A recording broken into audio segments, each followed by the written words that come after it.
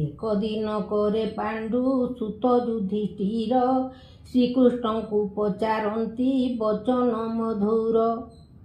आहे आहे देव देव मोर प्रति अनुग्रह कर जा मु पचारुछि कहिबा निश्चय। केउ व्रत कले नारी माने भाग्यवती होई सुखी होइण जे विधवा नुहंती। दया करी आंभ आगे करता प्रकाश युधिष्ठिरंक वचने श्रीकृष्ण हरस। कहती हे राजा तुम्भे पचारिलो जाहा एक मने शुण एबे कहूची मु ताहा। नारी माने करी थांती केते केते व्रत तही मध्यरु प्रधान ए सावित्री व्रत। ए व्रत को कले पति पुत्र धन मान लाभ करी आनंद रे काटू थांती दिन। एहा सुनी आनंद रे राजा युधिष्ठिर पचारती आहे प्रभु देव चक्रधर। केउ माने से व्रत को करी केउ फल पाइछंती मो आगरे कहिबा सकल। सुनी श्रीकृष्ण को अति कोमल वचन रे कहूछंती आहे धर्म सुत शुण धीरे। अश्वपति नाम रे जे थिले एक राजा धर्मे रत होई सुखे पालंती से प्रजा। नाना गुण रे विख्यात होई थिले जेणु कुबेर भंडार परी धन थाए तेणु। एक पुत्र नथिबारु से राजांक मन दुखरे मग्न होइण काटू थांती दिन। एही परी केते दिन चाली गला परे ऋषि जणे आसी राजा छामुरे मिलिले। से ऋषिंकी देखी राजा करंती प्रणाम प्रेमे पाद धोई भावे करंती पूजन। राजांकर भक्ति भाव देखी महाऋषि तोष होइण राजांकु कहंती आश्वासी। जोग बळे राजांकर जानी मन दुख बोलंती हे राजा किंपा कर मने दुख। सुनी राजा कहंती हे शुण मुनिवर धन मान प्रजा सुख थिले मध्य मोर। पुत्र नथिबारु मो मन रे शांति नाही ऋषि बोलंती हे राजा मन देवी कही। तुम्भे जे मंत्र को भक्ति भरे जप कोले सर्वसुलक्षणी कन्या जात हेब बोले। से कन्या निमंते तुम्भ तिनी कूल जाक उद्धार होइब आहे नृपति तिलक। ए मोहि मंडले तुम्भ जस बुद्धि हेब भक्ति रे जेबे तुम्भे ए मंत्र जपीब। एते बोली मंत्र देई ऋषि गले चाली सेही दिनु राजा अश्वपति मने भाली। मंत्र जप कले पुणी अति निस्तंभ नियम रे मंत्र प्रभावरु कन्या एक शुभ वेळे। शुभ लग्ने जात मंत्र भाव जानी सावित्री बोलिण तांको नाम देले आणी। शुक्ल पक्ष रे चंद्रमा परी से सावित्री माता पितांको स्नेह रे आदरे बढ़ंती। क्रमे तांको बयस हुअन्ते 7-8 मनर आनंद रे तांकु पढ़ाइले पाठ। सांगरे तांकर लागी थांती परिचारी निरंतरे सावित्रींकु थांती सेवा करी। केबे हेले ऋषिंकर आश्रमंकु जानती भक्ति भरे तांको पादे सेवा से करंती। ऋषि माने सावित्रींको भक्ति भाव देखी कल्याण करंती मने होई अति सुखी। स्वप्न रे दिने हेले ସାବିତ୍ରୀ ମନ ସୁନ୍ଦର ପର ପୁରୁଷକୁ ନ ଚାହାନ୍ତି ମୁଖ ଫେରି। ଦିନେ ସଖୀମାନଙ୍କୁ ସେ ସଙ୍ଗତରେ ନେଇ ବନେ ବିହାର କରନ୍ତି ଆନନ୍ଦିତ ହୋଇ। ଏମନ୍ତ ସମୟରେ ଋଷିମାନଙ୍କର ସଙ୍ଗେ ସୁନ୍ଦର ଯୁବକଟିଏ ଦେଖିଲେ ସେ ରଙ୍ଗେ। ସୁନ୍ଦର ଯୁବକଙ୍କୁ ଦେଖିଣ ମୋହିତ ହୋଇଲେ, ମନେ ମନେ ଭାବି ସେ ଋଷିଙ୍କି ପଚାରିଲେ, ଆହେ ମୁନି ଏ ଯୁବକ କାହାର କୁମାର? ମୁନି ବୋଲନ୍ତି ଗୋ ଅଛି ଅବନ୍ତୀ ନଗର। ସେ ରାଜ୍ୟର ରାଜା ଅଟନ୍ତି ଏ ଦ୍ୟୁମତ୍ସେନ। ଶତ୍ରୁ ବଳେ ରାଜ୍ୟ ନେଲେ ଅଛନ୍ତି ଏ ବନେ।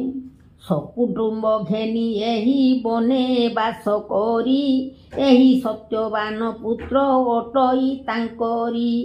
ଆଉ ଏକ ନାମ ତାଙ୍କ ଅଟେ ଚିତ୍ରସେନ। ଦ୍ୟୁମତ୍ସେନଙ୍କର ସେହି ଏକଇ ନନ୍ଦନ। ମୁନିଙ୍କ ମୁଖରୁ ଶୁଣି ସାବିତ୍ରୀ ମନରେ ଆନନ୍ଦିତ ହୋଇ ଚିତ୍ରସେନଙ୍କୁ ବରିଲେ। ପତି ରୂପେ ବରଣ କରିଣ ଗୃହେ ଯାଇ, ମାତାଙ୍କୁ ସକଳ କଥା କହିଲେ ବୁଝାଇ। ଏ ସର୍ବ ବିଷୟ ରାଣୀ ରାଜାଙ୍କୁ ଏକାନ୍ତେ କହିଲେ ଶୁଣିଣ ରାଜା କହନ୍ତି ବିସ୍ମିତେ। ରାଜା ବୋଲନ୍ତି ଗୋ ସେହୁ କାହାର ନନ୍ଦନ, କେମନ୍ତେ ଦୁହିତା ତାଙ୍କୁ କରିବା ପ୍ରଦାନ। ଏହିପରି କଥାବାର୍ତ୍ତା ହେବା ସମୟରେ ନାରଦ ମୁନି ପ୍ରବେଶ ହୋଇଲେ ସେଠାରେ। ନାରଦଙ୍କୁ ଦେଖି ରାଜା ଆନନ୍ଦିତ ହୋଇ ପ୍ରଣାମ କରିଣ ଦିବ୍ୟ ଆସନେ ବସାଇ। ଗଦ ଗଦ ଭରେ ରାଜା ପାଦ ଧୋଇ ଦେଲେ, ସୁଗନ୍ଧ ପୁଷ୍ପ ଘେନିଣ ପାଦ ପୂଜା କଲେ। ନାରଦ ପଚାରନ୍ତି ଏ କାହାର କୁମାରୀ? ରାଜା ବୋଇଲେ ପାଇଛି ବହୁତ ପକରି। ଏ ମୋହର କୁମାରୀ ଯେ ବିଭା ହୋଇ ନାହିଁ, ବନସ୍ତେ ଦେଖି କାହାକୁ ବରି ଅଛି ଏହି। ରାଜାଙ୍କ ବଚନ ଶୁଣି ମୁନି ସାବିତ୍ରୀଙ୍କି ଆଦର କରି ପାଖକୁ ପଚାରନ୍ତି ଡାକି। ବନେ ତୁ କାହାକୁ ବରି ଅଛୁ ଗୋ ସୁନ୍ଦରୀ? ଆମ୍ଭର ଆଗରେ ତାହା କହ ସତ୍ୟ କରି। ସାବିତ୍ରୀ ବୋଲନ୍ତି ଶୁଣ ଆହେ ମହାମୁନି, ଅବନ୍ତୀ ନଗର ରାଜା ଦ୍ୟୁମତ୍ସେନ ପୁଣି। ତାଙ୍କ ପୁତ୍ର ସତ୍ୟବାନ ଚିତ୍ରସେନ ନାମ, ବରଣ କରିଛି ଦେଖି ତାଙ୍କ ରୂପ ଗୁଣ।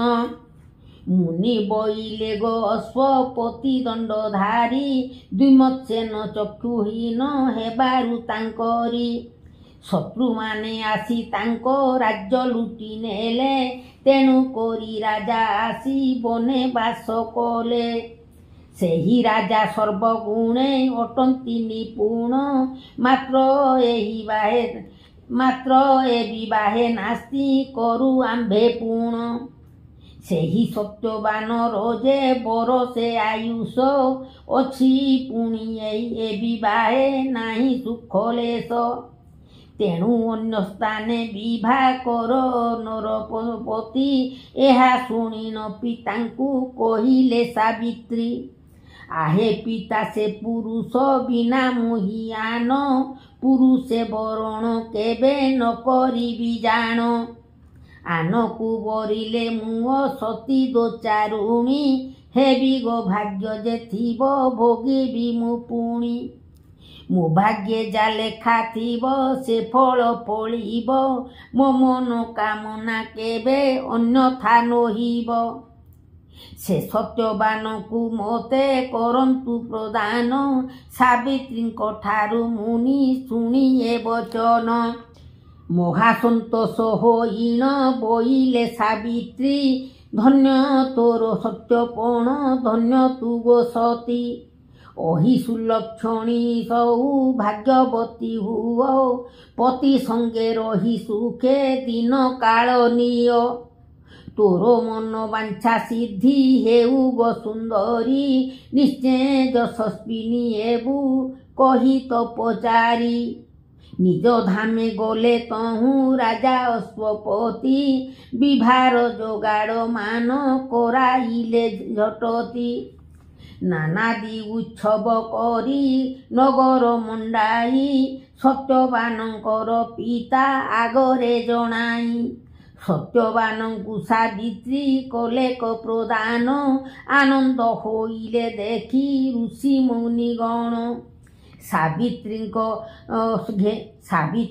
घेनी सत्यवान चली गले भक्ति भरे पिता माता पादरे नमिले सासु ससुरंको पादे नमिले सावित्री आशीर्वाद कले हुओ सती पुत्रवती नीति सासु ससुरंको पादे पूजा करी दिन काटू थांती तो से सावित्री सुंदरी पूजा करी देवता ब्राह्मणे करी भक्ति आनंदरे तांको पादे प्रणाम करंती एपरी होइण केते दिन चली गला नारदंको कथा देवी मने मने भाई दिन गणु थांती मने विषादित होई सावित्री को मन कथा न जानती केही सासु ससुर दक्षिण स्वभाव तांकर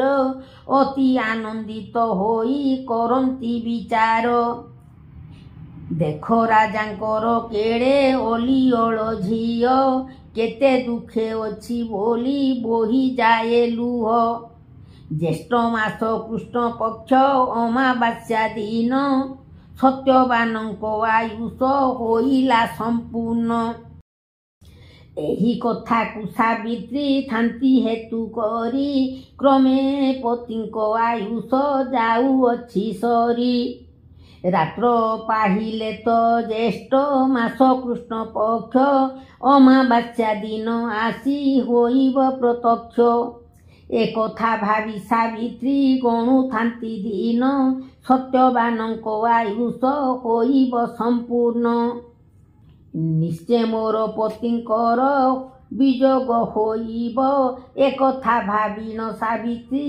स्मरिले माधव लक्ष्मी नारायण पूजा करिबार पाई उपवास कले देवी संभार जोगाई श्री लक्ष्मी नारायण को बहु स्तुति कले आंब डालिंब नड़िया कदली बाढ़िले पणस तालस जख जुरी कोली आदि नानाविध फलमूल बाढ़िले संपादी पूजा शेषे ब्राह्मण को भुंजाइले आनी रुचि अनुसारे परोसिले मन जानी ब्राह्मणे तो सहोइण देले टीआशीष अहिषु लक्षणी हुओ माग नारीश सासु ससुर पतिंकी आनंद मनरे भोजन करांती देवी प्रेम भक्ति भरे सासु बोलती गो माँ कर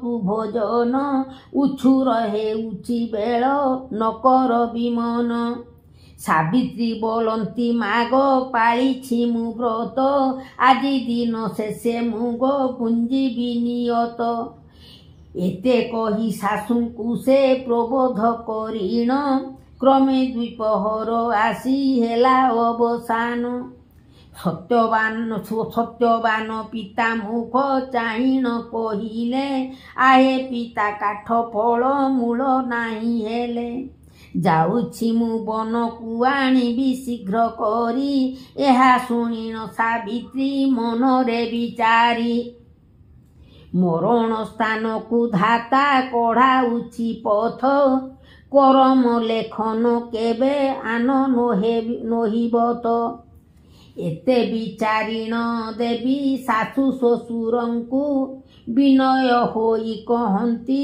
उत्तम गिरकु आजी मुहि स्वामी को संगते बने जीवी मना न कर गो बनु आसिले भुंजीबी ସାବିତ୍ରୀଙ୍କ ଏହିପରି ଦୃଢ଼ ବଚନକୁ ଶୁଣି ରାଜା ରାଣୀ ଡାକି ସେ ସତ୍ୟବାନଙ୍କୁ ବୋଇଲେ ରେ ବାବୁ ବଧୂ ଯାଉଛି ସଙ୍ଗରେ ସାବଧାନ ହୋଇ ନେବୁ ଯିବୁ ସୁପଥରେ ନହେଉ ଅନ୍ଧାର ବାପ ଆସିବ ବାହାରି ସତ୍ୟବାନ ମାତା ପିତା ଠାରୁ ଏହିପରି ଶୁଣି ସାବିତ୍ରୀଙ୍କେ ଘେନି ବନ ମଧ୍ୟେ ଗଲେ ନାନା ଜାତି ଫଳମୂଳ ଖୋଜିଣ ତୋଳିଲେ ସାବିତ୍ରୀ ନିକଟେ ରଖି ବୋଲନ୍ତି ଗୋ ଦେବୀ ଏଠାରେ ବସ ମୁଁ କାଠ କାଟିଣ ଆଣିବି ଏତେ କହି ସତ୍ୟବାନ ବୃକ୍ଷ ପାଶେ ଯାଇ ଅନ୍ଧାର ଦିଶିଲା ବସି ଗଲେ ସେଇ ଠାଇଁ ବୋଇଲେ ସାବିତ୍ରୀ ମୁଣ୍ଡ ବତାଉଛି ମୋର କାହିଁକି ଗୋ ଆଜି ମୋତେ ଦିଶୁଛି ଅନ୍ଧାର ମୋ ଜୀବ ବାହାରି ଯିବା ପରି ଲାଗେ ଏବେ ଉଠିବାକୁ ଶକ୍ତି ମୋର ହେଉନାହିଁ ଲୋବେ ବଡ଼ କଷ୍ଟ ହେଉଅଛି ଶୁଣିଣ ସାବିତ୍ରୀ ବୋଇଲେ ମରଣ କାଳ ଆସିଲା ଝଟତି ଏତେ ଭାବି ନିଜ କାନି ପଣନ୍ତ ବିଛାଇ ବୋଲନ୍ତି ଶୟନ କର ଆହେ ପ୍ରାଣ ସାଇଁ ଏଇ କ୍ଷଣି ଦେହ ସୁସ୍ଥ ହୋଇଯିବ ସିନା କୋମଳ କରି ସ୍ୱାମୀ କି କଲେ ଆସ୍ପନା ଏହା ଶୁଣି ସତ୍ୟବାନ ମନେ ତୋଷ ହେଲେ ସାବିତ୍ରୀ ଜାନୁରେ ଶିର ଦେଇଣ ଶୋଇଲେ ସନ୍ଧ୍ୟା ପ୍ରବେଶ ହେବାରୁ ସାବିତ୍ରୀ ଉଚ୍ଛନ୍ନ ସତ୍ୟବାନଙ୍କୁ କହନ୍ତି କୋମଳ କରିଣ ହେକାନ୍ତ ହେଲାଣି ସନ୍ଧ୍ୟା ଉଠ ଯିବା ଘର ମାତା ପିତା ଚାହିଁଥିବେ ପଥ ବହୁ ଦୂର ଯେତେ ଉଠାଇଲେ ନ ଉଠନ୍ତି ସତ୍ୟବାନ ତହୁଁ ସାବିତ୍ରୀ ଉଚ୍ଚରେ କରନ୍ତି ରୋଦନ ଏ ସମୟେ ଯମଦୂତ ମାନେ କାହୁଁ ଆସି ସାବିତ୍ରୀଙ୍କ ତେଜ ଭରେ ନ ପାରିଲେ ପଶି ପତିବ୍ରତା ସତୀ ଶିରୋମଣି ସେ ସାବିତ୍ରୀ ମହାତେଜିଆନ ପ୍ରଭା ପ୍ରକାଶୀ ଅଛନ୍ତି ପଶି ନ ପାରିଣ ସେହି ଯମଦୂତ ମାନେ ଫେରି ଯାଇ ଯମ ଆଗେ କହନ୍ତି ସୁମନେ ଆହେ ଜନ୍ତୁରାଜ ସତ୍ୟବାନଙ୍କ ମରଣ କାଳ ଜାଣି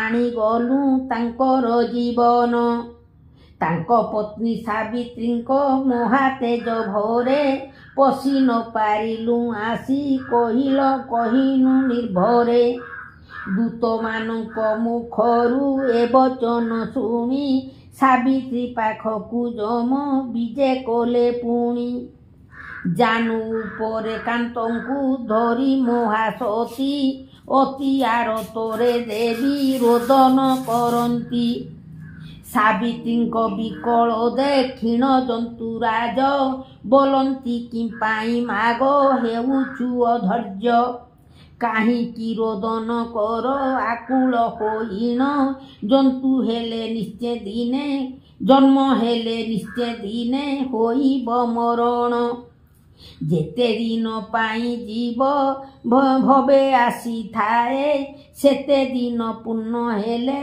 ପୁଣି ଚାଲିଯାଏ ଏହି କଥା ଜାଣି ଶୁଣି କାନ୍ଦୁଛ କାହିଁକି ଯମଙ୍କ ବଚନ ଶୁଣି କହନ୍ତି ସାବିତ୍ରୀ କିଏ ତୁମ୍ଭେ କେଉଁଠାରୁ ଆସିଅଛ କହ ସେ କଥା ଶୁଣି ମୋହର ଫିଟିବ ସନ୍ଦେହ ଯମ ବୋଇଲେ ଗୋ ମୁହିଁ ଅଟେ ଜନ୍ତୁପତି ସତ୍ୟବାନ ଜୀବନ ନେବାକୁ ଆସିଅଛି ଟିକିଏ ଆଡ଼ ହୁଅ ଏ ବଚନକୁ ଶୁଣି ସତ୍ୟବାନଙ୍କୁ ସାବିତ୍ରୀ ଛାଡ଼ିଦେଲେ ପୁଣି ଉଭା ହେଲେ ଦେଖି ସତ୍ୟବାନଙ୍କ ଜୀବନ ବାନ୍ଧି ନେଇ ଯମରାଜା କରନ୍ତି ଗମନ ତାଙ୍କ ପଛେ ପଛେ ଦେବୀ ସାବିତ୍ରୀ ଯାଆନ୍ତି ଲେଉଟି ଚାହିଣ ଯମ ତାହାଙ୍କୁ କହନ୍ତି ଆଗ ରାଜପୁତ୍ରୀ କିମ୍ପା କାନ୍ଦି କାନ୍ଦି ତୁହି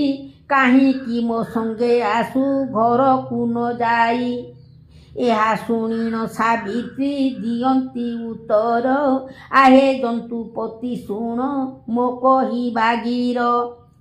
ତୁମ୍ଭ ଭୁବନକୁ ଯେବେ ଯିବେ ମୋର ପତି, ମୁହିଁ ମଧ୍ୟ ଯିବି ଦେବ ଘେନ ମୋ ବିନତି। ବୃଥା ଏ ସଂସାରେ ରହି କି କରିବି ଆଉ, ତୁମ୍ଭ ସଙ୍ଗତରେ ଯିବି ଏହି ଆଜ୍ଞା ହେଉ। ତୁମ୍ଭ ପରି ସତ୍ସଙ୍ଗ ମିଳିବ କି ମୋତେ, ଅନୁଗ୍ରହ କରି ନିଅ ତୁମ୍ଭର ସଙ୍ଗତେ। ମୋ ପ୍ରତି କୋପ ନ କରି କର ଅନୁଗ୍ରହ, ସାବିତ୍ରୀଙ୍କ କଥା ଶୁଣି ଭକତି ବିନୟ। ଅତି ଆନନ୍ଦିତ ହୋଇ କହୁଛନ୍ତି ଯମ, ଆଗ ସତୀ ପତିବ୍ରତେ ଶୁଣ ମୋ ବଚନ। ମୁଁ ତୁମ୍ଭ ପ୍ରତି ହୋଇଲି ଅତ୍ୟନ୍ତ ସନ୍ତୋଷ, ସତ୍ୟବାନ ପ୍ରାଣ ଛଡ଼ା ଆଗ ନାରୀଶ। ଯେ ବର ମାଗିବ ମାଗ ମାଗ ବେଗ କରି, ଯମଙ୍କ ଠାରୁ ସାବିତ୍ରୀ ଶୁଣିଣ ଏପରି। ବୋଇଲେ ଶ୍ୱଶୁର ମୋର ଚକ୍ଷୁ ରାଜହୀନ, ଚକ୍ଷୁ ଓ ରାଜ୍ୟ ତାହାଙ୍କୁ କରନ୍ତୁ ପ୍ରଦାନ। ଏହା ଶୁଣି ଯମ ରାଜା ତଥାସ୍ତୁ ବୋଇଲେ, ଯମ ପଛେ ପଛେ ପୁଣି ସାବିତ୍ରୀ ଚାଲିଲେ। ପୁଣି ଯମ ପଚାରନ୍ତି ତାଙ୍କୁ ଚାହିଁ କରି, ଗୃହକୁ ତୁମ୍ଭର ମାଗ ଯାଏ ଏବେ ଫେରି। ସାବିତ୍ରୀ କହିଲେ ତାଙ୍କୁ ଏ ବଚନ ପୁଣି, ତୁମ୍ଭେ ଶ୍ରୀନାରାୟଣଙ୍କ ଅଂଶବଟ ପୁଣି। ତୁମ୍ଭଙ୍କୁ କରିବି ସେବା ନିୟ ସଙ୍ଗତରେ, ଏହା ଶୁଣି ଯମ ରାଜା କହିଲେ ସଧୀରେ। ଆଉ କି ବର ମାଗୁଛ ମାଗ ଆଗ ସତୀ, ଦେବି ମୁଁ ଏହା ଶୁଣିଣ କହିଲେ ସାବିତ୍ରୀ। ମୋ ପିତାଙ୍କ ପୁତ୍ର ନାହିଁ କର ପୁତ୍ର ଦାନ, ତଥାସ୍ତୁ କହିଣ ଯମ କରନ୍ତି ଗମନ। ତଥାପି ସାବିତ୍ରୀ ପଛେ ଯାଆନ୍ତି ଗୋଡ଼ାଇ, ଦେଖି ଯମ ରାଜା ଅତି ଆଚମ୍ବିତ ହୋଇ। ବୋଇଲେ ଗୋ ରାଜପୁତ୍ରୀ ସତ୍ୟବାନ ପ୍ରାଣ, ବିନା ଆଉ ଏକ ବର ମାଗ ବହନ। ସାବିତ୍ରୀ ବୋଇଲେ ମୋର ସତ୍ୟବାନଙ୍କର, ପରି ସତେ ପୁତ୍ର ହେଉ ଦିଅ ଏହି ବର। ଯମ ସାବିତ୍ରୀଙ୍କ ଭକ୍ତି ଭାବ ଦେଖି କରି, ଅସ୍ତୁ ହେଉ ବୋଲିଣ କହିଲେ ମୋଦ ଭରି। ଶୁଣି ସାବିତ୍ରୀ ବୋଇଲେ ଶୁଣ ଆହେ ଦେବ, ମହତଙ୍କ କଥା କେବେ ଆନନ୍ତ ନୋହିବ। ଯେଉଁ ବର ଦେବ ଏହା ମିଳିବ କିପରି, ସତ୍ୟବାନଙ୍କୁ ତ ତୁମ୍ଭେ ଯାଉଅଛ ଧରି। କିପରି ତାଙ୍କ ପରିମ ହେବେ ସତେ ପୁତ୍ର, ଏହା ଶୁଣି ଜନ୍ତୁପତି ସ୍ଥିର କରିଚିତ। ବୋଇଲେ ସାବିତ୍ରୀ ମାଗ ଅଟ ତୁମ୍ଭେ ଧନ୍ୟ, ଧନ୍ୟ ସତୀତ୍ୱ ତୁମ୍ଭର ଗୋନାରୀ ଯତନ। ଧନ୍ୟ ଧନ୍ୟ ତୁମ୍ଭେ ଆଗ ସତୀ ଶିରୋମଣି, ସୁଗୁଣରେ ତିନି କୂଳ ଉଦ୍ଧାରିଲ ପୁଣି।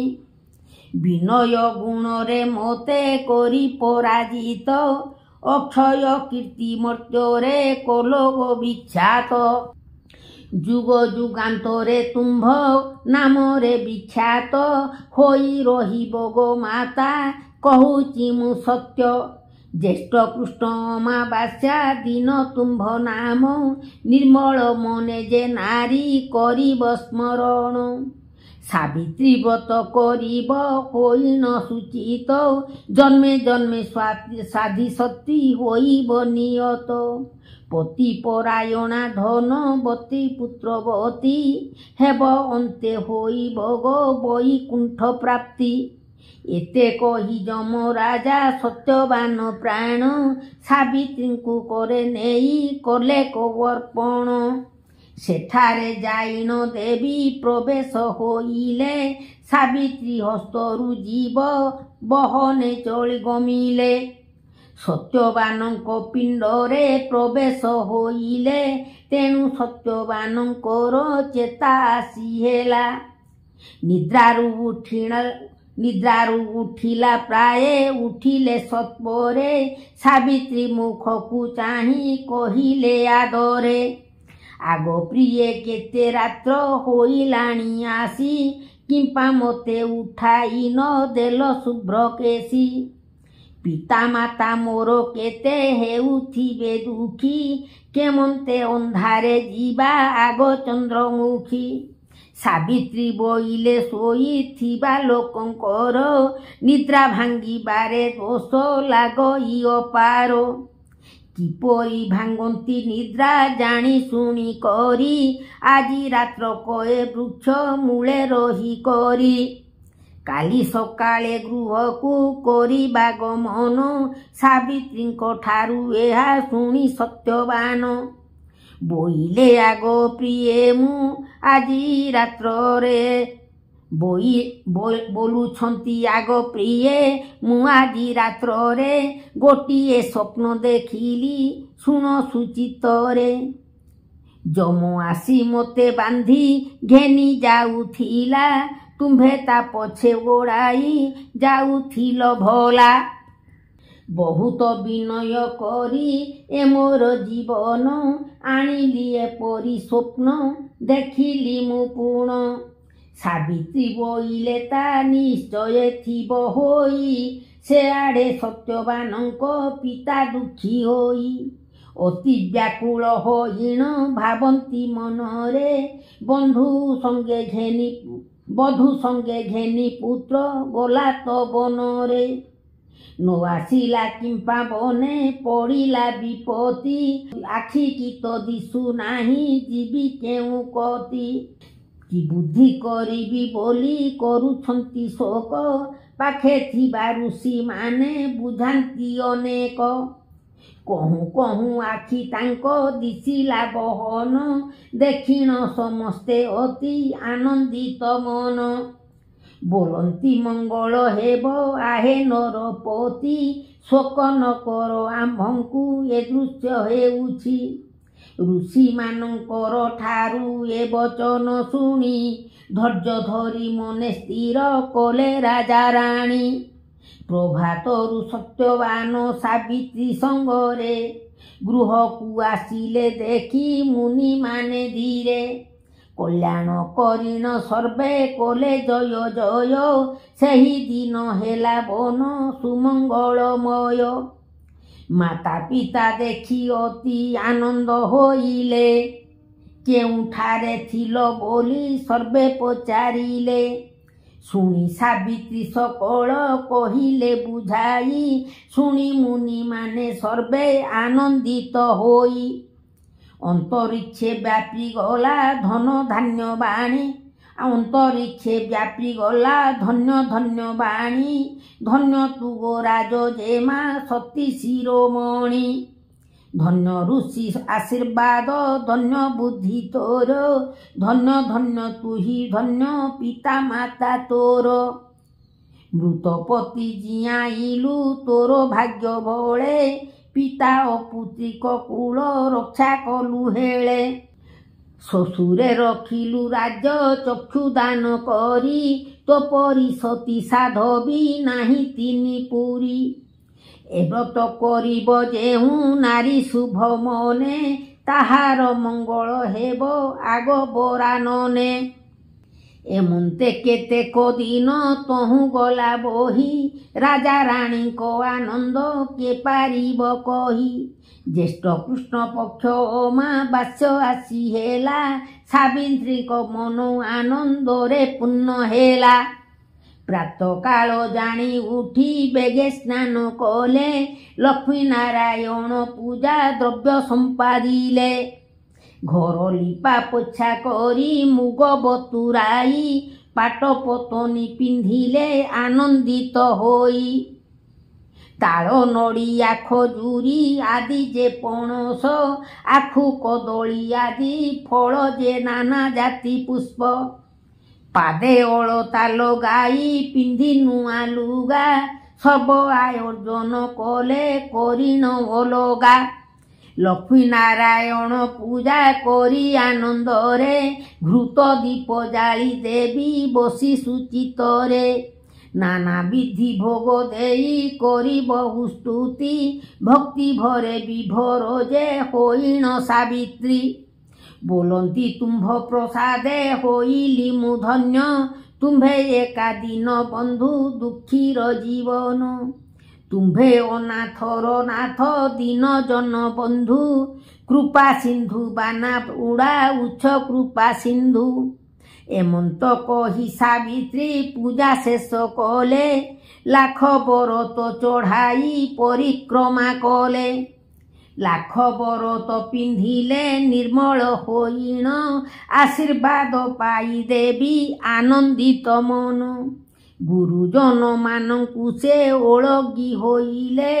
तोष होई पानी पिया सकु पुणी कले पति आयुष बढ़िब भावी आनंद रे ऋषि वृंद तुले सासु ससुर बंदिले आशीर्वाद पाई देवी होइले हरस समस्तंकु नई विद्य बांटी कले तोष पति की पूजा कले से मन अनुरागे पति गोड़ धुआ पानी पीले से आगे तहु फल मूल खाई कले उपवास युधिष्ठिरंकु कहंती प्रभु पीतवास सेही दिन ठारू देव ए सावित्री व्रत विख्यात हेला नारीए होई कृत्य कृत्य व्रत करंती आदरे शुण हे राजन सेही जेउ स्त्री माने शुद्ध करी प्राण मन सावित्री व्रत करंती से माने एपरी फल लोभी करी सुखे जांती स्वर्गपुरी ए सावित्री व्रत कथा मन प्राण देई जे नारी करंती तांको सर्व शुभ होई मनोवांछा पूर्ण हुए आहे युधिष्ठिर शुणी धर्म राजा होई आनंद विभोर कृष्ण को प्रणाम कले होई गद गद रे मन शरण पश लोभिबु से पद सावित्री व्रत कथा शेष हेला आसी महासती पादे शरण सेवा दासी जय जय सावित्री ग सती शिरोमणि पति सुहागिनी ग तिनी कूल उद्धारिणी निज गुणे प्रसन्न करिण जम राजा तिनी पुर सती तुम्भे पाइल गो पूजा मुहि अति दीनहीना नुहे पतिव्रता अति दुखे दुखी मुहि हीन अरखिता तुम्भे जेबे दया करी पाखे नेब टाणी तेबे बा मोते दया करिबे चक्रपाणी तुम्भ अंग सुबास पवन गो मंगे लागिब तेबे सिना जीव मोर मुक्ति लभिब जय जय सावित्री गो जय राजराणी जय जय सावित्री गो कुल उद्धारिणी जय जय सावित्री गो सती शिरोमणि जस रखिल गो मला पति प्राण आणी बारे कृपा दृष्टि दियो अनुग्रह करी तुम्भसी चरणे माग शरण मोहरी दया रखिथिब गो मो जीव जीवा काले जेमंते रहिब मन प्रभु पाद तले एही भिक्षा मागुछि गो एही भिक्षा मागुछि मु आगो महासती जेमंते जीव मोर लभिब सद्गति ए तुम्भ महिमा जा लेखा अछि होई दोष थिले क्षमा करी बगो दया बही तुम्भे महासती मु दुखिनी न छार कि देई पूजिबी माग तुम्भर पयर ए क्षुद्र लेखाटी कक तब पाद तले देई शरण पशुची दया कर हेले इति श्री सावित्री व्रत कथा सदाजय संपूर्ण संपूर्ण संपूर्ण सावित्रींकर आळती जय जय सावित्री माँ घेन मोर आळती गो घेन मोर आळती जय जय सावित्री माँ घेन मोर आळती गो घेन मोर आळती सुलक्षणी हुए नारी तुम्भ पादे भकती गो तुम्भ पादे भकती जय जय सावित्री माँ घेन मोर आळती गो घेन मोर आळती पतिंक प्राण आनिल जम पछे जाई गो श्रीरज नंदिनी मागो कर मोते त्राही गो जय जय सावित्री माँ घेन मोर आळती गो घेन मोर आळती तिनी कूल उद्धारिल सतीत्व गुण रे गो ईश्वरंकु चक्षुदान कल सुविधारे गो जय जय सावित्री माँ घेन मोर आळती गो घेन मोर आळती पितांकु तुम्भर सत्य पुत्र जम ठारे गो बर मागी दियाइल धन्य तिनी पुरे गो जय जय सावित्री माँ घेन मोर आळती गो घेन मोर आळती उज्ज्वल कीर्ति जस विख्यात जगते गो आदरे गाउछु आजी नारीए समस्ते गो जय जय सावित्री माँ घेन मोर आळती गो घेन मोर आळती ब्रह्मांकर सावित्री की करुछु प्रणाम गो जार दया बले पूर्ण हुए सर्व काम गो जय जय सावित्री माँ घेन मोर आळती गो घेन मोर आळती षष्ठी जीउ छाई पदे शरण आंभर गो सावित्रींक आलती सर्व सुख कर गो जय जय सावित्री माँ घेन मोर आळती गो घेन मोर आळती हुलहुली दिय सर्वे गुमार करताली सावित्री की करिबा गो प्रेमेनी उछाली गो जय जय सावित्री माँ घेन मोर आळती गो घेन मोर आळती मन आनंदरे पूजा करिबा पूरण गो सावित्री माँ तांक पादे पशिबा शरण गो जय जय सावित्री माँ घेन मोर आळती गो घेन मोर आळती सुलक्षणी हुए नारी तुम्भ पादे भकती गो तुम्भ पादे भकती जय जय सावित्री माँ घेन मोर आळती गो घेन मोर आळती।